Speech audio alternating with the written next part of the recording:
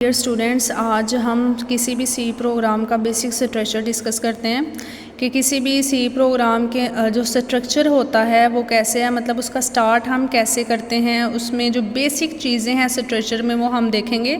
तो C program के लिखने के तरीक़ेकार को हम उसका स्ट्रक्चर कहते हैं। इसमें तीन चीज़ें आती हैं। First one is pre processor directive, second one is main function and the third thing is programme body. इसकी एग्जाम्पल आपकी बुक पे दी हुई है hash include studio dot H. इसको हम प्री प्रोसेसर डायरेक्टिव कहते हैं। हैश का मतलब, ये हैश जो है ना, ये पहचान होती है किसी भी प्री प्रोसेसर डायरेक्टिव की। इंक्लूड इसकी एक टाइप है और studio dot H angle braces के अंदर लिखा हुआ है। एक्चुअली इसका ये पर्पज़ है कि ये वो हदायत है कंपाइलर के लिए जो कंपाइलर को सबसे पहले दी जाती है और उसको बताया जाता है कि हमारे प्रोग्राम के अंदर स्टैंडर्ड एसटी का होता है, स्टैंडर्ड इनपुट और आउटपुट हेडर फाइल्स ऐड की जाएं ताकि हमारी जो इनपुट और आउटपुट है वो स्टैंडर्ड टाइप की आए। इसमें मेन फंक्शंस इंक्लूड होता है। वाइड मेन हमारा मेन फंक्शन होता है। ये हर प्रोग्राम के हेडर फाइल्स के बाद, प्री प्रोसेसर डायरेक्टिव के बाद हम ऐड करते हैं। इसका पर्पज़ ये होता है कि हमारा यहाँ से प्रोग्राम की एग्जीक्यूशन स्टार्ट होती है। फिर हम करली ब्रेसिस लगाते हैं, मिड ब्रेस जिसको हम कहते हैं। करली ब्रेसिस जो है एक ओपनिंग ब्रेस होती है, एक क्लोजिंग ब्रेस होती है। इस ओपनिंग ब्रेस को और क्लोजिंग ब्रेस को हम डेलीमीटर कहते हैं। कंप्यूटर के अंदर हम इनको डेलीमीटर्स कहते हैं। और कोई भी स्टेटमेंट जो सी की होती है, ये इनके दरमियान कुछ भी जो हम लिखते हैं उसको हम सी प्रोग्राम की स्टेटमेंट कहते हैं।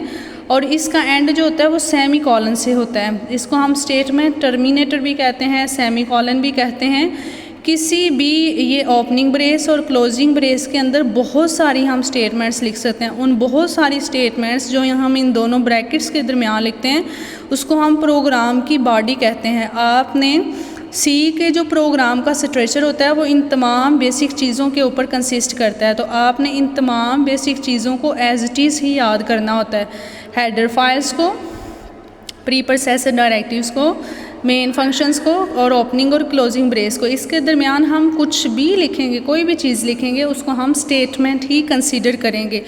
तो that's all about C structure. C का जो बेसिक, यहाँ पे एक और हेडर फाइल ऐड होती है, that is hash include angle brace conio dot H.